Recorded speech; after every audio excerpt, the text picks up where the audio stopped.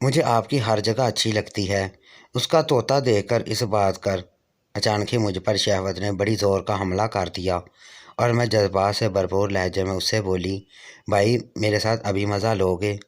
میری بات سن کر وہ بڑا حیران ہوا اور ڈرے ڈرے لہجے میں بولا، باجی ابھی تو بہت مشکل ہے کہ سارے گھر والے گھر میں ہیں، دوپہر کا ٹائم ہے، لیکن اس وقت میرے سر پر شہوت سوار ہو چکی تھی، اس لیے میں نے اس سے کہا کہ تو بتا ابھی مزہ چاہیے کہ نہیں؟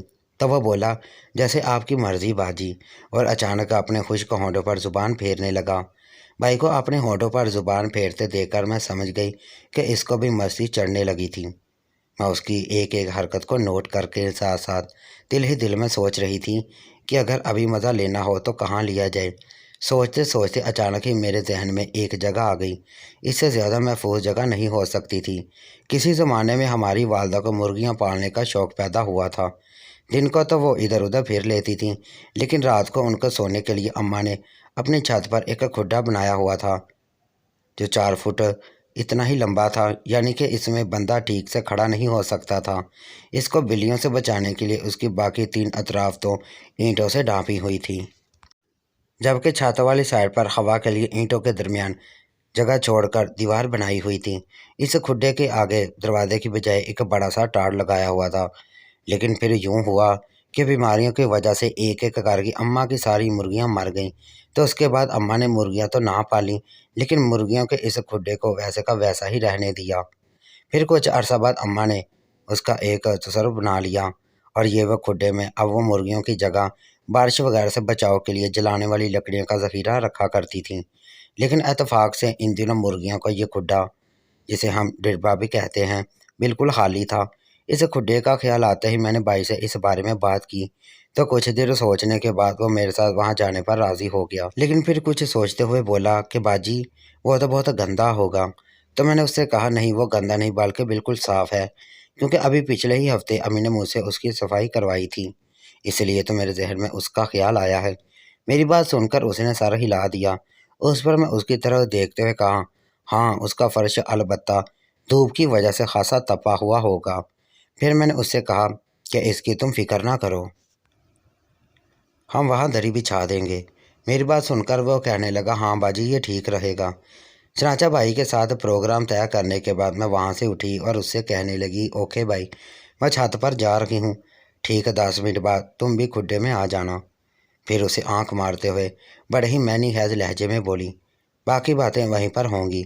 میری بات سن کر شدت بھرے جذبات بھائی کا چہرہ سرخ ہو گیا اور اس نے بے دہانی میں اپنے پر ہاتھ رکھا اور کہنے لگا، دیکھ لو باجی کہیں امی نہ آ جائیں۔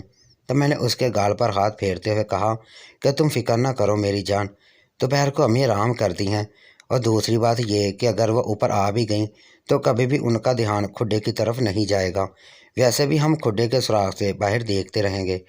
میری اس بات سے اس کی کچھ تسلی ہوئی اور وہ کہنے لگا، ٹھیک ہے باجی آپ جاؤ میں آتا ہوں۔ اس کی بات سن کر میں وہاں سے اٹھی اور باہر کی طرف چل پڑی۔